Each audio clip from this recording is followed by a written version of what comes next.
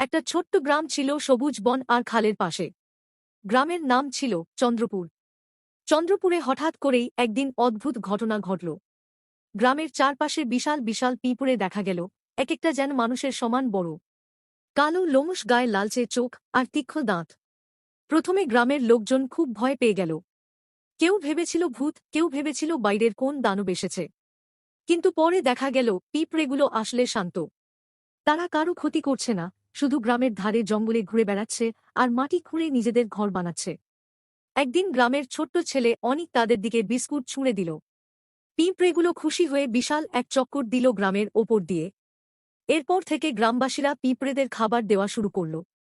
পিঁপড়েরা গ্রামের পাহারাদার হয়ে উঠল, রাত হলেই কেউ যাতে চুরি করতে না পারে সেটা নিশ্চিত করত তারা। চন্দ্রপুর গ্রামটা হয়ে উঠল পৃথিবীর একমাত্র গ্রাম যেখানে বিশাল পিঁপড়ে আর মানুষ একসাথে থাকত বন্ধুর মতো। ভিডিওটি ভালো লাগলে লাইক, কমেন্ট, শেয়ার ও চ্যানেলটি সাবস্ক্রাইব করবে।